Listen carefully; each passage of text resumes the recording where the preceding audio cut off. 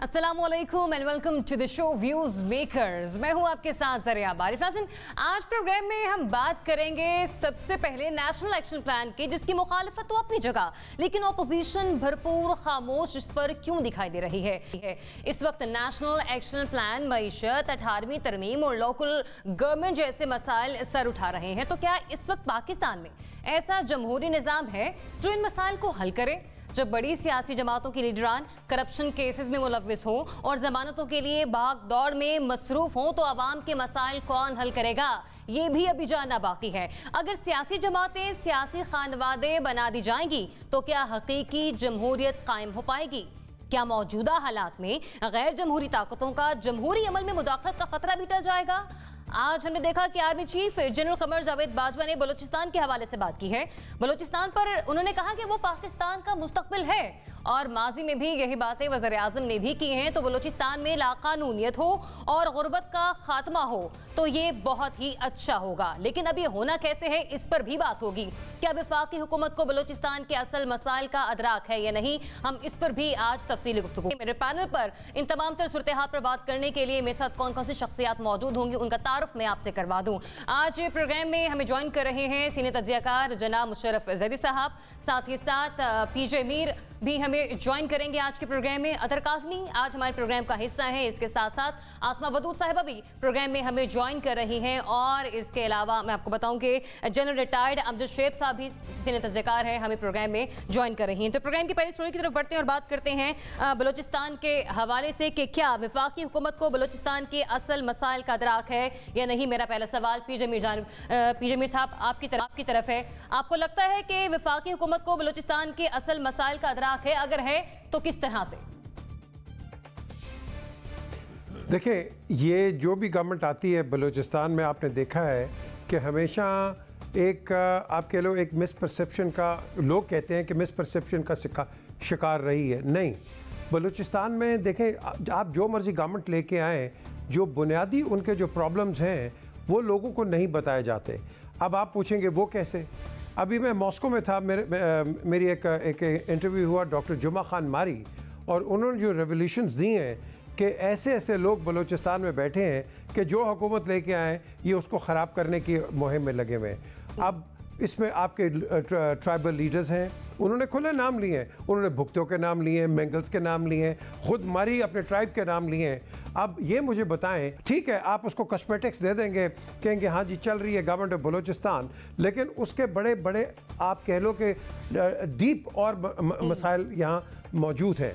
तो मैं समझता हूँ कि जब तक आप इन मसाइलों को डील नहीं करेंगे, आवाम के साथ एक्चुअली डायरेक्ट उनको डील नहीं करेंगे, ये तो गवर्नमेंट कहेगी जी हाँ हम ठीक कर रहे हैं, दूसरा कहेगा वो ख़राब कर रहे हैं, and this will continue which has been continuing for a long time. So मैं समझता हूँ कि सबसे पहले आप आवाम, जो बलोची आवाम है, बलोची आम आदमी है, आप उसको एड्रेस करो। जब तक आप उसको एड्रेस नहीं, आप आगे नहीं जा सकते हो। आपका ये तज़िया है कि वफाकी हुकूमत को इन मसाइल का अदराक नहीं है। ठीक, आपका मौक़िफ़ आ गया। जनरल साहब आप किस राय का इजहार करेंगे? बिस्मिल्लाहिर्रहमानिर्रहीम। देखिए, वफाकी हुकूमतें मुख्तलिफ़ वक्तों पे कुछ न कुछ उनके लिए करती रही हैं, उनको पैसा मुख्तस करती रही हैं प्रोजेक्ट्स के लिहाज से, लेकिन वहाँ पे दो तीन बड़े इश्यूज़ हैं जो कि एक तो ये कि फ़ासले बहुत ज़्यादा हैं। अगर आप थोड़ी बहुत डेवलपमेंट भी, बहुत पैसा भी लगाएं तो डेवलपमेंट बहुत ज़्यादा नज़र नहीं आती। लेकिन उससे बढ़ के जो इशू है वो ये है कि वहाँ पे सरदार जो हैं वो हमेशा सिस्टम को होस्टेज रखते हैं। वो उन्होंने लेवीज़ हैं तो उनमें अपने लोग भर्ती किए हुए हैं, अपनी प्राइवेट फोर्स तैयार करके रखी होती है, प्राइवेट जेल उनके पास मौजूद है, लिहाजा किसी की ज़रूरत नहीं कि वहाँ पे उनके इलाके में ये बातचीत करे। और ये इसलिए है कि वहाँ पे जो 93% इलाका है वो बी एरिया है और सिर्फ 7% है जो ए एरिया है। ए एरिया में आपकी पुलिस और डिस्ट्रिक्ट एडमिनिस्ट्रेशन वगैरह मौजूद है, जबकि 93% एरिया जो है वहाँ पे सरदार का राज चलता है। हुकूमत में ऐसे लोग नहीं आए जो पैसे का इस्तेमाल करते। वहाँ पे जितनी करप्शन है मैंने पाकिस्तान में किसी और जगह इतनी नहीं देखी। मैं वहाँ GOC रहा हूँ कोयटा का, और मैं आंखों से देखता रहा हूँ। वहाँ पे ये बहुत बड़ी प्रॉब्लम है। खुद नवाज शरीफ उस ज़माने में आए और उन्होंने उनसे लोगों ने पैसे मांगने शुरू किए, तो नवाज शरीफ साहब ने कहा कि मैं चंद दिन पहले आपको मैंने 500 मिलियन रुपया भेजा है, तो उसका उन्होंने जवाब दिया कि जी वो और पैसा चाहिए। तो नवाज शरीफ साहब ने कहा कि मेरी रिपोर्ट ये है कि आपने वो 500 मिलियन के सारे पजेरो खरीद ली हैं। उन्होंने कहा जी पजेरो भी तो हमारी जरूरत है ना। ठीक है, तो वहाँ एहसास की भी बड़ी कमी है। आपका जवाब भी मुझे जानना है, आपका जवाब भी मुझे जानना है। आप इत्तेफाक कर रहे हैं इस बात से कि वफाकी हुकूमत जो है वो बलूचिस्तान के मसाइल से बिल्कुल दूर है, उसे पता नहीं है बलूचिस्तान के मसाइल का? बहुत नहीं, बहुत हद तक आगाह है, लेकिन इम्प्लीमेंटेशन जो है वो चूंकि प्रोविंशियल गवर्नमेंट के जरिए होती है, वो बहुत बड़ा मसला है वहाँ पे, और वो हो नहीं सकती है आसानी से जब तक कि पूरे एरिया। ठीक है मुशर्रफ साहब, आपका जवाब आ गया। मुशर्रफ साहब, आप भी इसी राय के साथ ही जाएंगे? मैं समझता हूँ अंदाज़ा अगर है तो उसका कोई वाज़े किस्म का सबूत हमें नज़र नहीं आता, लेकिन ये जो अभी तक बातें हुई हैं, मैं इस पे भी थोड़ी मैं समझता हूँ कि हमें गौर करना चाहिए और थोड़ा सा मैं समझता हूँ कि फैक्ट्स के साथ जो है चलना चाहिए। अगर सरदार बलूचिस्तान में बुनियादी मसला हैं तो 70 साल से इन सरदारों को किसने पाला? जिन्होंने इस मुल्क पर राज उन्होंने पाला। अगर बेहतरी हुई पाकिस्तान में और बलूचिस्तान में तो वो हुई 18वीं तरमीम के बाद, जब पंजाब की हुकूमत ने ख़ास तौर पे वो लीडरशिप और वो बुर्दबारी और फराग दिली का मुजाहरा किया जो शहबाज शरीफ ने किया 7th national finance commission award की तश्कील देने में।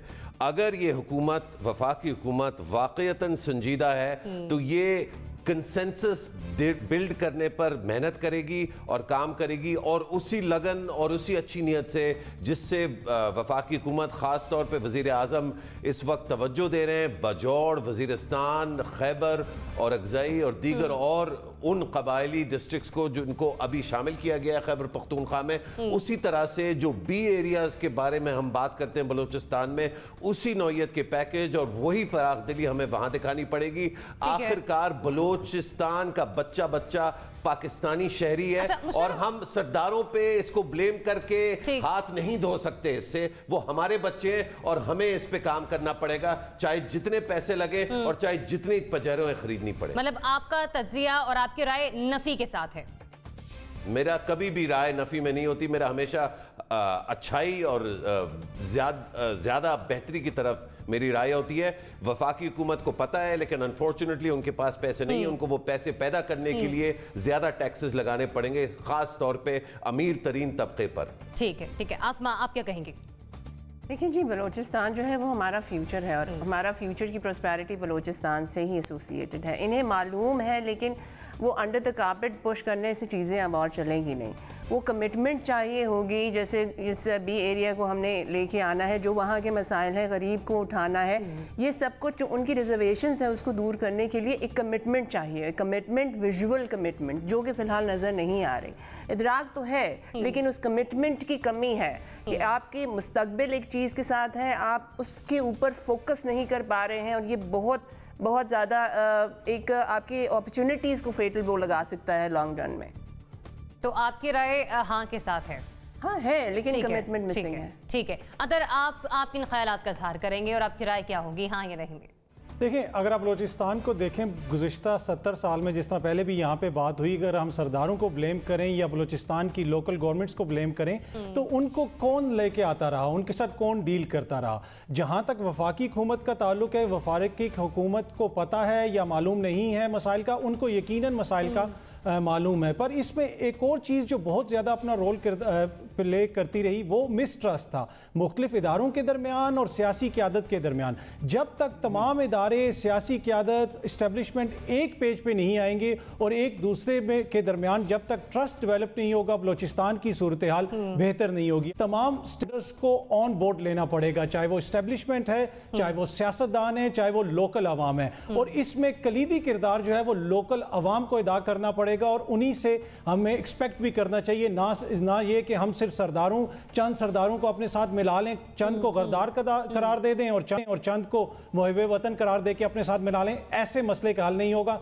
तमाम स्टेक होल्डर्स को ऑन बोर्ड लेना पड़ेगा। जहां तक उनको इदराक का सवाल है, जी यकीनन उनको इदराक है, आगे वो ये कर सकते हैं या नहीं, ये वक्त बताएगा। ठीक है, तो आप भी इसी बात के साथ जा रहे हैं कि वफाक को तमाम तर मसाइल का अदराक है। अगली स्टोरी की तरफ बढ़ते हैं जिसका ताल्लुक नेशनल एक्शन प्लान से है कि नेशनल एक्शन प्लान की मुखालफत अपनी जगह है अपोजिशन की जानिब से, लेकिन इस पर अपोजिशन जो भरपूर खामोश दिखाई दे रही है, क्या उसका ये रवैया दुरुस्त है या नहीं, ये जानना अभी बाकी है। मुशर्रफ ज़ैदी, क्या कहेंगे आप? देखिए, ये हमने कल भी इस पे बात की थी और मैं फिर से हैरान हूँ कि नेशनल एक्शन प्लान की इम्प्लीमेंटेशन के बारे में हम बात कर रहे हैं और जो बुनियादी वजन है सवाल का वो ऑपोजिशन पर है जिसके पास एडमिनिस्ट्रेटिवली कोई कंट्रोल नहीं है। ये तो वो ऑपोजिशन है बेचारी जब हुकूमत में थी तब इसके पास कोई कंट्रोल नहीं था हमारी सिक्योरिटी एजेंसीज पर, और एक जाहिर बात है एक फुकदान था ट्रस्ट का और कॉन्फिडेंस का। तो मुझे तो सवाल नहीं आ रही कि ऑपोजिशन पे इतना ज्यादा जोर क्यों पड़ा है। आपने नेशनल एक्शन प्लान चलाना है, आप जिस तरह आपने और चीजें बुलडोज की हैं आप जरूर चलाएं, लेकिन कुछ चीजों के लिए आपको कॉन्स्टिट्यूशनल अमेंडमेंट चाहिए, कुछ चीजों के लिए जिस तरह मिलिट्री कोर्ट्स हैं आपको ऑपोजिशन से वोट लेना पड़ेगा, क्योंकि अनफॉर्चुनेटली चाहे हमें अच्छे ना लगते हो और यकीनन हमें बहुत बुरे लगते हैं सारे ये जो जमहूरियत का इस्तेमाल करते हुए करप्शन जो करती हैं सारी ये जमातें, बेसिकली जितनी भी जमातें ऑपोजिशन में, तो लेकिन उनका वोट तो चाहिए क्योंकि वो पाकिस्तान के शहरियों की वोट के बिना पर असेंबलियों में आए हैं। तो कोई ना कोई हमें किसी ना किसी तरह उनको बख्शनी पड़ेगी और उनके साथ डील करना पड़ेगा और उनको आमादा करना पड़ेगा कि वो जो कॉन्स्टिट्यूशनल अमेंडमेंट वाले वो तो हुकूमत करेगी, लेकिन जो रवैया खुद ऑपोजिशन ने अपनाया हुआ है वो दुरुस्त है आपकी नजर में या नहीं? रवैया ऑपोजिशन ने नहीं अपनाया, ऑपोजिशन रिएक्ट कर रही है। आपने ऑपोजिशन की जो लीडरशिप है उसको तो उसी रिएक्शन पे मुझे बता देना कि ये रिएक्शन दुरुस्त है या नहीं। जो मयार है, जो पैमाना है वो ऑपोजिशन के ऊपर लगा। मैं आपको लगाने ही नहीं दूंगा, मैं इस सवाल को रिजेक्ट करता हूं। #रिजेक्टेड। चले, ये ऑप्शन मेरे पास नहीं है, लेकिन फिर भी मुझे आगे बढ़ना है। अमजद शुएब साहब, देखिए बात यह है कि इम्प्लीमेंटेशन जो है वो हुकूमत का काम है और ऑपोजिशन को सिर्फ मशावरत के लिए, क्योंकि वो बाहर एतराज़ात कर रहे थे तो उनको दावत दी गई, वो नहीं आए। इसका ये मतलब नहीं है कि हुकूमत जो है वो इम्प्लीमेंटेशन को रोक दे। इम्प्लीमेंटेशन तो ये जारी रहनी चाहिए और उसमें जो अभी FATF वालों ने जो पॉइंट्स उठाए हैं उसमें गालिबन सूबाई हुकूमतों के एक्शंस के ऊपर ज़्यादा एतराज़ है कि वहाँ शायद इम्प्लीमेंटेशन इतनी स्ट्रॉन्ग तरीके से नहीं हुई, जबकि फेडरल गवर्नमेंट ने कवानीन या जो कुछ भी उनका काम था उन्होंने किया है। तो इस सूरत में मेरा ख्याल है प्रोविंशियल गवर्नमेंट्स को मिला के उनसे, यानी उनके अगर प्राइम मिनिस्टर चाहें तो चीफ मिनिस्टर्स को बुला के उनकी मीटिंग कर सकते हैं और उनके साथ कोऑर्डिनेशन करके तो आगे बढ़ें। इम्प्लीमेंटेशन ऑपोजिशन का काम नहीं है, इम्प्लीमेंटेशन हुकूमत का काम है और हुकूमत को करना चाहिए। अगर उसमें तावन मिलता है ऑपोजिशन से बड़ी अच्छी बात, ना भी मिले तो इससे जिम्मेदारी हुकूमत की ख़त्म नहीं हो जाएगी, वो हुकूमत की जिम्मेदारी है। लिहाजा मैं समझता हूँ कि इसको आगे बढ़ाने के लिए हुकूमत को आगे काम करना चाहिए। ठीक है। अमजद साहब, आपका तज्जिया आ गया। पीर जबीर साहब, आप किस ऑप्शन के साथ जाएंगे? देखें, जब हम नेशनल एक्शन प्लान की बात करते हैं, मुझे बताएं ये पिछली 2 गवर्नमेंट्स हैं, ये साइड बाय साइड चली हैं, इन्होंने कहाँ इम्प्लीमेंटेशन की है नेशनल एक्शन प्लान की? अगर आपने इसको करना है, वाकई इसको इम्प्लीमेंट करना है, बिकॉज आई एग्री विद जन साहब कि ये तो इस वक्त गवर्नमेंट की एक आप कह लो रिस्पॉन्सिबिलिटी है, अपोजिशन की एक ओपिनियन है, it doesn't really matter, it's only an opinion. लेकिन यहाँ जब आप इसको एग्जीक्यूट करोगे, आप इसको एक क्वालिटेटिव एक रास्ते के साथ आप करोगे, नॉट बिकॉज क्या आपने एक प्लान बना लिया है and you have to go on that, you have to give quality on this. क्या are you giving quality on this? Think about it. तो ये मैं समझता हूँ कि इस पर आपको फिर दोबारा आप इसको रिविजिट करो। ये नहीं है कि आपने पत्थर पे एक लकीर लगा दी है and that's it. Times change and we have to move with the times. हम हैं पाकिस्तान में बड़े फिक्सेटेड, वी वर्क, और रेफरेंसेस भी हमारे 200 साल 500 साल पुराने रेफरेंसेस हम देते हैं। We have to live in the present and think about the future and that is where your national action plan will be effective. तो आपकी राय भी इसी के साथ है कि हाँ, ये जो हो रहा है वो गलत है? नहीं, मैं ये नहीं कहूँगा गलत है, but all I am saying is कि इसको आप इफेक्टिवली इसको इम्प्लीमेंट करें और इसको आप इसको क्वालिटी के साथ इम्प्लीमेंट करें, नॉट सिंपली कि एक प्लान बन गया है तो आप उसी प्लान के साथ चलो। प्लान चेंज होते रहते हैं, ऐसी कोई बड़ी बात नहीं है। Times change, so we have to move with the times. ठीक है, लेकिन आपकी नजर में यही है कि ऑपोजिशन का रवैया इस वक्त दुरुस्त नहीं है? ओके अतर आप क्या कहेंगे? ऑपोजिशन का एक ओपिनियन है, उसका पूरा राइट है। ठीक है पीजे मीर साहब, मुझे आगे बढ़ने की इजाजत दें। जी ऑपोजिशन के रवैये को आप इंप्लीमेंटेशन के लिए बहाना नहीं बना सकते। ऑपोजिशन का रवैया अगर अच्छा नहीं भी है तो इंप्लीमेंटेशन तो गवर्नमेंट की जिम्मेदारी है, वो करें। ये तो उनको बेहतरीन तरीके से करनी चाहिए ना। उसमें ऑपोजिशन अगर कोई रुकावट डाल रही है तो वो कथा कलामी के माजिद जनरल साहब, मैंने आपको मौका दिया, पूरा मौका दिया। मेरा ये सवाल अतर से था। अतर आप मुझे बता दीजिए। देखिए, नेशनल एक्शन प्लान 2015 में आया था। उस वक्त पाकिस्तान में पाकिस्तान मुस्लिम लीग नवाज की हुकूमत थी, पंजाब में भी इनकी हुकूमत थी, और सिंध में पाकिस्तान पीपल्स पार्टी की हुकूमत थी, और अभी भी पाकिस्तान पीपल्स पार्टी की हुकूमत है। तो जहाँ तक इस पे इम्प्लीमेंटेशन के फेलियर का ताल्लुक है, तो सब जमातों का, सब लोगों का इसमें थोड़ा बहुत कहीं ना कहीं हिस्सा ज़रूर है। लेकिन यहाँ पे अगर हम ये कहें कि ऑपोजिशन की गलती है, देखिए ऑपोजिशन एक सर्टन वे में बिहेव करती है दुनिया भर में। जब जमातें हुकूमत में होती हैं तो वो बहुत जिम्मेदारी का मुजाहरा करती हैं और बड़ी अच्छी बातें करती हैं। जब वो अपोजिशन में होती हैं तो वो कंटेनर पे भी खड़ी हो जाती हैं। जब चाइना का सदर आ रहा होता है तो उस वक्त भी मुल्क जाम कर देती हैं। तो इस वक्त हम अपोजिशन को ब्लेम नहीं कर सकते, हुकूमत की जिम्मेदारी है और हुकूमत ने ही इंप्लीमेंट करना है। हाँ, लेकिन सियासत में यकीनन ये अच्छी रविश नहीं है। सियासत में कभी भी बातचीत खत्म नहीं होनी चाहिए, खुसूसन इतना जो इंपॉर्टेंट इशू है, जो पाकिस्तान का मुस्तकबिल और मौशी मुस्तकबिल इससे जुड़ा हुआ है। यहाँ पे जो अपोजिशन जमातें हैं उनको भी सियासी जो बसीरत का मुजाहरा करना चाहिए और हुकूमत को एंगेज करना चाहिए। और बेसिकली हमने देखा भी कि माज़ी में पीटीआई ने खुद ये ट्रेंड आकर सेट किया था। आसमा, क्या कहेंगी आप? देखिए जी, change is the only constant. जैसे अभी पीजे मीर साहब ने कहा, इसकी इम्प्लीमेंटेशन में ग्राउंड रियलिटीज़ और लिमिटेशंस का बहुत बड़ा हाथ है, और इसको भी फ्लेक्सिबल होना चाहिए और उन ग्राउंड रियलिटीज़ और लिमिटेशंस को अकोमोडेट करते हुए मॉडिफाई होना चाहिए। इम्प्लीमेंटेशन आपकी यकीनन गवर्नमेंट की जिम्मेदारी है और उसे करना चाहिए, किसी भी क्वेश्चन को अपने लिए बहाना बनाए बगैर। लेकिन कंसेंसस डेवलप करना भी ज़रूरी है। उनकी एक ओपिनियन है अपोजिशन की और उस ओपिनियन का रिगार्ड करना भी ज़रूरी है।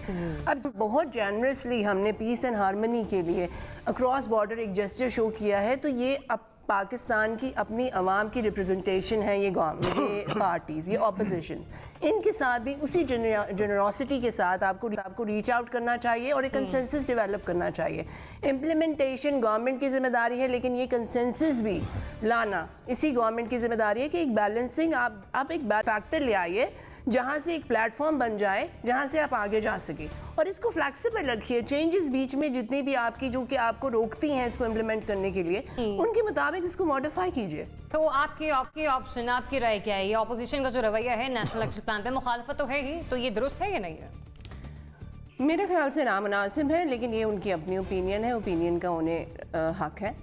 ठीक है, और ऑपोजिशन को बनाना इस वक्त हुकूमत का फ़र्ज़ है, क्योंकि पीटीआई इस वक्त गवर्नमेंट में है, और पीटीआई की जो इस बात पर फैसला भी किया गया है कि लचक दिखाई जाएगी इस मामले पर, और ऑपोजिशन को बनाने के लिए शाह महमूद कुरैशी जो हैं उनसे इस हवाले से बात भी की जा रही है, मुशावरती इजलास भी तलब किया जा सकता है, और कुछ और अहम टॉपिक्स आज के प्रोग्राम का हिस्सा होंगे। लेकिन अभी मुझे लेने एक ब्रेक के बाद जब वापस आएंगे तो गुफ्तगू का सिलसिला यहीं से जारी रखेंगे। नाज़रीन, स्टे विद अस।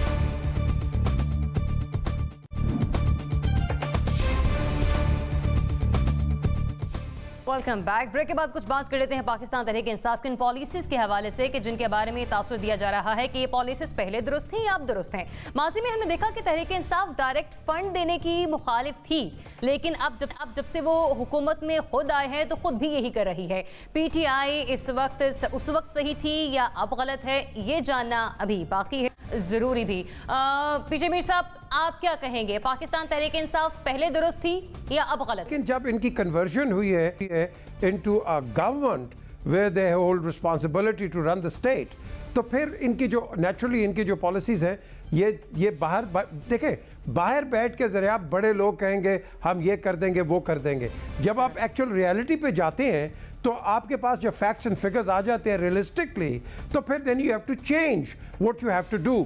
भुट्टो साहब भी आए थे, रोटी कपड़ा मकान। भाई रोटी कपड़ा मकान जब पावर में आए कहाँ था रोटी कपड़ा मकान? आज भी इन्होंने भी वही नारे लगाए कि हम घर दे देंगे, ये करेंगे। सीट पे बैठते हैं, आपको पता है कि नेशनल एक्सचेकर के पास कितना पैसा है और उसके पास क्या रिसोर्सेज हैं। बाहर बैठ के तो ओपिनियन देना बड़ा आम काम है, यहाँ हम हर एक को रगड़ देते हैं without any knowledge, without any information. And that is what we are doing on national television in this country. जब तक आपके पास फैक्ट्स एंड फिगर्स ना हो आप बात नहीं कर सकते। लेकिन जब पॉलिटिकल पार्टीज होती हैं इनको मैं समझता हूं आप इतना सीरियसली मत लें।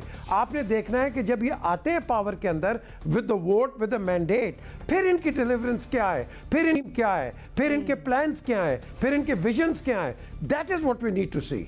तो अभी आपकी नजर में पाकिस्तान तहरीक इंसाफ जो कर रही है वो ठीक है या गलत है? अच्छा, ये आपने बड़ा एक इंट्रिकेट सवाल किया है। मैं कहता हूं कि इमरान खान की पूरी कोशिश है कि पाकिस्तान को सही रास्ते पे लेके जाए। I have all faith in him, all hope in him. Why? Because I know him inside out. ये डूअर है। लेकिन जो टीम है साथ, I wish they would just stand up to his expectations. ये बड़ा ड्राइवर है, ये बड़ा काम करने वाला। मुशर्रफ साहब बड़ा मुस्कुरा की तरफ भी जाना, उनसे मैं इसके बाद दोबारा लेती हूँ जवाब।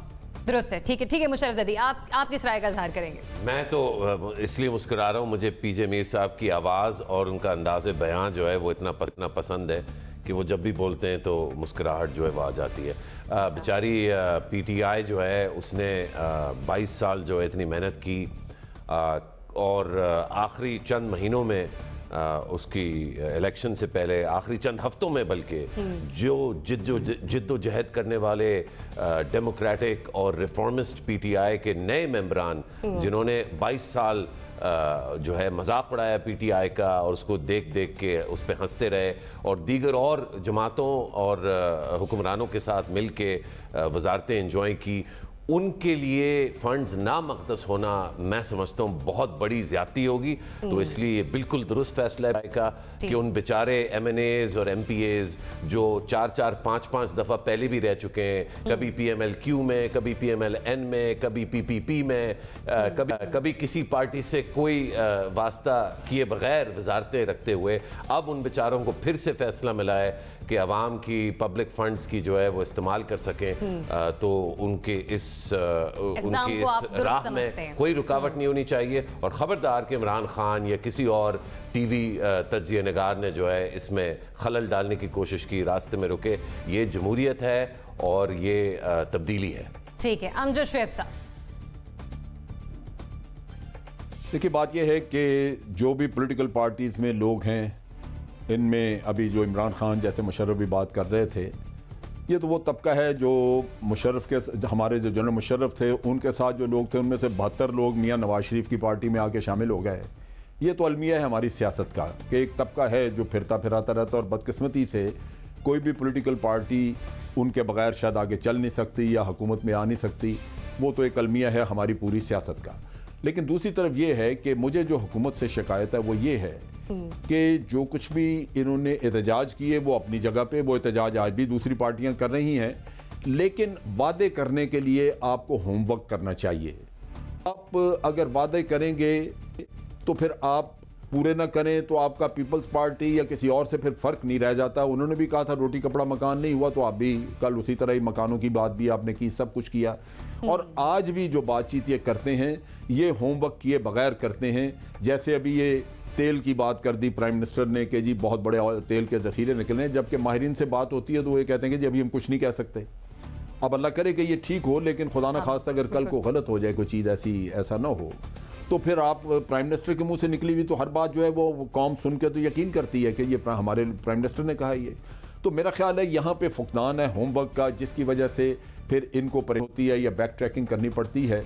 जब तक थॉरोली आप किसी चीज़ को स्टडी न कर लें, उसके नतीजे तक न पहुँच जाएँ, फिर आपको ज़बान खोलनी नहीं चाहिए। यहाँ वादे वही जो हैं वो बगैर होमवर्क के कर दिए जाते हैं और ये मेरा ख्याल है रवैया दुरुस्त नहीं है। अमजद साहब, आपके नतीजे पर भी मुझे पहुंचना है कि क्या ये पीटीआई का जो इक़दाम है वो सही है या गलत है?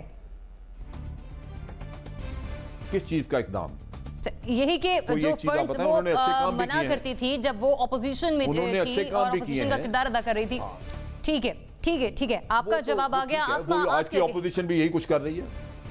देखिए जी, इमरान खान साहब जो हैं वो उनकी एक बहुत लॉन्ग जद्दोजहद है और उनके लिए वोट लोगों ने दिया है based on hope. He bears the responsibility of hope. अब लोगों ने एक चेंज के लिए वोट दिया, और अगर हम इसी विशेष सर्कल में फंसे रहेंगे तो हमारे सामने तो आगे बिल्कुल डार्क अंधेरा है। मतलब अगले 70 साल भी यही इसी तरीके से ज़रूरतों की बेस पे और हम अपनी लीडरशिप की रिक्वायरमेंट्स की बेस पे हम इसी तरह से घूमते रहेंगे और हमारे लिए कोई बेहतरी का मौका नहीं आएगा। अगर अभी नहीं है तो फिर कब आएगा? अब तो आपके पीछे आपकी आवाम आ गई, अभी वो महंगाई बर्दाश्त कर रहे हैं, मुश्किलात बर्दाश्त कर रहे हैं, still they are holding on to that hope. बहुत गलत फैसला है ये। अच्छा। इस चीज़ के ऊपर एक स्टैंड लिया गया था, उसको सस्टेन करना। देखिए जी, चेंज जब आपने लानी है ना तो उसकी कीमतें भी आपने देनी है, उस तरह से नहीं आएगी। एक सॉफ्ट एक ट्रांजिट आपको नहीं मिल जाता। इसमें हार्डशिप्स आनी है और उस पर इस तरह की पैटी कॉम्प्रोमाइज़ जब आप करेंगे तो चेंज कभी भी नहीं आ सकती। तो ये एक आपने एक जो हम इससे भी नहीं कर सकते कि उन्होंने उस वक्त अपनी ऑडियंस को इंस्पायर करने के लिए एक स्टेटमेंट दे दी। रियलिटी मुख्तलिफ थी। रियलिटी अगर मुख्तलिफ है तो प्लान करके उसको डुएबल बनाइए, इसीलिए वो लीडर हैं। ठीक है। अगर जारी किए बगैर पाकिस्तान तहरीक इंसाफ के लिए तब्दीली मुमकिन है या नहीं है, आपको क्या लग रहा है? देखें, ये पाकिस्तान का शुरू से अलमिया रहा है कि जब भी जमहूरी हुकूमत होती है, जो बुनियादी जमहूरियत है, जो लोकल गवर्नमेंट्स हैं, उनको मजबूत नहीं किया जाता। वो लोग जो 18वीं तरमीम के ज़रिए सूबों का हक मांगते हैं, वो वफाक से दीगर अपने हकूक मांगते हैं, वो अपने मुकामी नुमाइंदों को किसी किस्म का हक देने के लिए तैयार नहीं है। बेसिक जो इनसिक्योरिटीज़ हैं हमारे MNAs की और MPAs की, वो ये समझते हैं अगर फंड्स मुकामी सतह पर चले गए तो हमें कौन पूछेगा। तो ये जो हर हल्के में एक डिक्टेटर बैठा है, जो माइंड सेट है जमहूरी माइंड सेट पर, असल में ये डिक्टेटरशिप है। हर हल्के में MNA MPA ये चाहते हैं कि सारे फंड्स हमारे पास रहें। तो बुनियादी वजह ये है। जहां तक इस हुकूमत का ये फैसला कि फंड्स इन लोगों को दिए जाएं, देखिए इसके बगैर इनका गुजारा नहीं है। जब तक ये इनकी कोलिशन गवर्नमेंट है, इनकी पंजाब में भी, सेंटर में भी इनकी कोलिशन गवर्नमेंट है, डिफरेंट प्रेशर्स हैं इनके ऊपर। लेकिन असूलन इनको ऐसा नहीं करना चाहिए। जो लोकल गवर्नमेंट को सुनना चाहिए और फंड्स उनको दिए जाने चाहिए। लेकिन ऐसा होगा नहीं, देंगे ये MNA और MPAs को। कम से कम इस पार्लियामेंट में ऐसा होगा। अगली दफा अगर ये 2/3 अक्सरियत लेके आगे तो शायद हो सकता है चीजें चेंज हो जाएं। ठीक है, आपके नहीं का ऑप्शन आ गया है। अब आगे बढ़ते हैं और बात हैं उन नई वजारतों के हवाले से जो कि अब बनती हुई दिखाई दे रही हैं। तो सवाल ये कि क्या नई वजारतें बनाना मसाइल का हल है या फिर पुरानी को ही कम कर दिया जाए और उन्हें दुरुस्त तरीके से सामने लाया जाए? अमजद शुएब साहब, आप किस राय के साथ जाएंगे? देखिए, इकोनॉमी का मसला था जो हम चाहते थे कि इकोनॉमाइज़ करें और बहुत ज़्यादा वजारतें, बहुत ज़्यादा अखराजात हुकूमत को ना करने पड़े। तो मेरा ख्याल है कि अगर आप ये ज़िम्मेदारियाँ बजाय इसके कि इसी सेटअप के अंदर रख के तो उनको सौंप के उनसे काम चलवाते। आपने पहले भी सेटअप को काफ़ी पहले से ज़्यादा बड़ा रखा हुआ है और फिर आप नई वजारतें भी खोलें। तो मेरा ख्याल है जो बेसिक कॉन्सेप्ट जिसकी बुनियाद पे ये हुकूमत में आए थे, ये उसके नफ़ी करती है, ये चीज़ उसके मुखालिफ है। तो लिहाजा मैं तो इसकी फेवर में नहीं कि नई नई वजारतें खोली जाएँ। इकॉनमी करनी है तो फिर आपको पहले से कम करनी चाहिए। तो ये उस थीम के ही ख़िलाफ़ है बात जो इन्होंने कहा था कि जी हम खर्च अखराजात कम करेंगे। जैसे इन्होंने गाड़ियाँ बेचीं, भैंसें बेचीं, ये मकसद यही था कि आप अपने अखराजात को कम करें। लेकिन अगर आप अखराजात बढ़ाने की तरफ जा रहे हैं तो फिर आपकी जो बुनियादी थीम थी जिसके तहत आपने हुकूमत ली, वो उस खुद में है ये चीज़। ठीक है, आपका जवाब मुखालफत में है। मुशर्रफ ज़ैदी, आप किस राय का इजहार कर रहे हैं? देखिए, नई वजारतें बनाना जो है उसका तयन जो है कि बननी चाहिए या नहीं, वो नीड पर बेस्ड होना चाहिए, ज़रूरत पर मबनी होना चाहिए। अगर हमारे मुल्क की आवाम जिसकी अब आबादी 210 मिलियन जो है वो कहा जाता है कि टप चुकी है। अभी तक हमारे पास डिटेल्स नहीं आई हैं सेंसस की, लेकिन यही है, ज़्यादातर एस्टिमेट्स ये कहते हैं 210 मिलियन का ये मुल्क है। जो इंतज़ामी ढांचा इस हुकूमत को सौंपा गया और जो उससे पिछली को सौंपा गया, ये बुनियादी तौर पे इंतज़ामी ढांचा 1974 में बना था। इसमें एक बड़ी चेंज जो है वो 2010 की जो 18वीं तरमीम थी उसमें आया जिसमें वजारतें कम करना या इकोनोमाइज करना मकसद नहीं था। मकसद ये था कि जो बुनियादी वसाइल आवाम तक पहुँचाने के लिए बेहतरीन तरीक़ा है वो ये कि आप आवाम के मज़ीद करीब हुकूमत को ले जाएँ। मीन्स के आपकी प्रोविंशियल हुकूमतें जो हैं उनका साइज एक्चुअली बढ़ना चाहिए था। ये था आपके यहाँ बड़े ज़बरदस्त प्रोग्राम्स रहे। लेडी हेल्थ वर्कर्स का एक अच्छा एग्जाम्पल है जिसने हमारे मुल्क में मैटरनल और नियोनेटल हेल्थ के तौर पे एक तकरीबन एक रेवोल्यूशन के तौर पे जो है वो कि लोकल बॉडी की तरफ ज़्यादा तवज्जो देनी चाहिए। देखिए अगर लोकल बॉडीज में भी आप तवज्जो देंगे तो वहाँ पर भी आपको जो अखराजात हैं और जो साइज है हुकूमत का वो बढ़ाना पड़ेगा। एक न्यू लिबरल सोच थी जो 1990s में बहुत ज़्यादा आम पाई जाती थी और IMF और वर्ल्ड बैंक ने उनको बहुत ज़्यादा सराहा और उसको सपोर्ट किया, और वो ये कि छोटी हुकूमत बेहतर हुकूमत। लेकिन वो सोच जो है वो अमेरिकन और बरतानवी यूनिवर्सिटीज़ में हुई।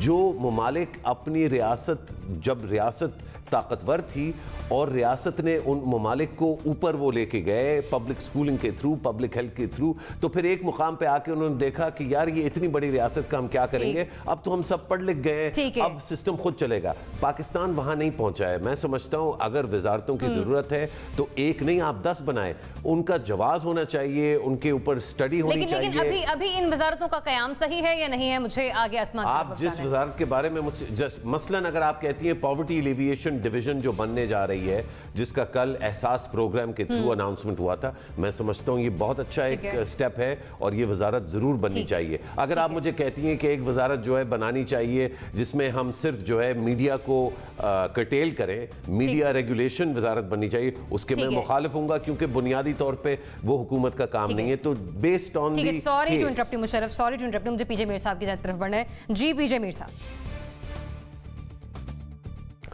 देखें हम जो बातें कर रहे हैं कि उसको ये करना है, उसको ये करना है, आप एक बेसिक चीज़ भूल रहे हैं कि हम यहाँ पाकिस्तान में एक स्केटिंग रिंग पे हैं। स्केटिंग रिंग क्या है कि हर आपका प्रोविंशियल जो मेंबर है प्रोविंशियल असेंबली का, नेशनल असेंबली का, इवन सेनेटर्स, इनकी सारों की नज़रें हैं फंडों के ऊपर, क्या हमें फंड्स मिल जाएं, and that's it. I totally agree with Kazmi साहब कि देखो लोकल गवर्नमेंट को तकड़ा करो। लोकल गवर्नमेंट को जब आप तकड़ा करोगे आपका एक गवर्नेंस का सिस्टम निकलेगा। और ये जो आज हम बैठ के डिबेट कर रहे हैं या आर्ग्यू कर रहे हैं या काउंटर आर्ग्यू कर रहे हैं, दीज विल बिकम इररेलेवेंट। आपका तो स्ट्रक्चर ही कोई नहीं है, आप एड हॉक बेसिस पे चल रहे हो। कभी इधर जाना है इधर मिनिस्टर लगा दो, उधर जाना है इधर कर दो, ठीक है। बट जिस तरह जनरल साहब ने भी पहले कहा है, यार you have to do your homework. हम यहाँ पॉलिटिक्स की बड़ी बातें करते हैं। Is this government right now, which was in opposition, इन्होंने क्या अपना होमवर्क किया है? आज जो अपोजिशन में बैठे हैं ये तो शौक में कि 30 साल के बाद किस तरह आ गए बाहर, और ये बैठे हैं हुकूमत में ये शौक में कि हम गवर्नमेंट में किस तरह आ गए। तो मैं ये कह रहा हूँ कि देखो जो भी गवर्नमेंट इन वेटिंग होती है इसको अपना काम इफेक्टिवली एज अ गवर्नमेंट करना होता है, नॉट एज अ तनकीद यू नो मास्टर्स। हम यहाँ तनकीद करते हैं बराए तनकीद, नॉट बराए तामीर। तो इस चीज़ को हमने एड्रेस करना है। That is the solution. These solutions के जी उसने ये क्यों कर दिया, वो क्यों कर दिया। पीजे मीर साहब, वजारतें बनाना मसाइल का हल है या नहीं? मुझे फिर आगे आसमा की तरफ भी बढ़ना है अभी। नहीं देखिए अगर आपको इसकी जरूरत है बिल्कुल बनाएं, बिल्कुल बनाएं, व्हाई नॉट। ठीक है, if there is need for it। ठीक है आसमा।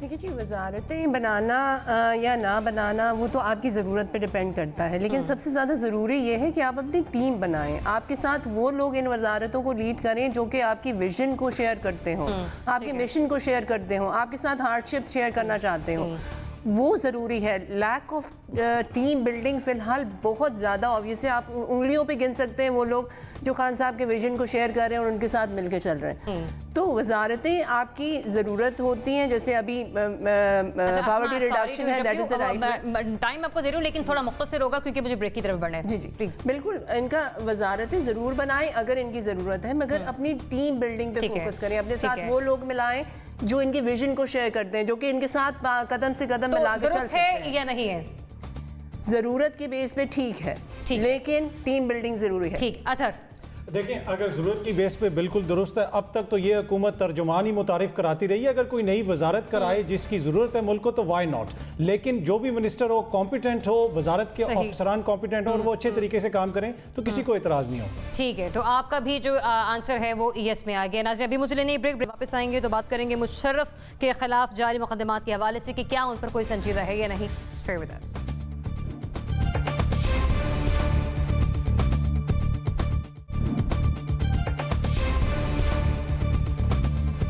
Welcome back. ब्रेक के बाद अब्बास, साबिक सदर जनरल रिटायर्ड परवेज मुशर्रफ साहब के हवाले से उनके खिलाफ मुकदमा तो चल रहे हैं, लेकिन क्या कोई संजीदा है और पाकिस्तान में अब उनकी सियासत बाकी बची है या नहीं और कितनी अहमियत बाकी है? अमजद शुएब साहब, आपसे मेरा सवाल, क्या वाकई पाकिस्तानी सियासत में अब उनकी कोई अहमियत बाकी रही? नहीं, मेरा नहीं ख्याल कि पाकिस्तानी सियासत में जनरल मुशर्रफ का कोई रोल है।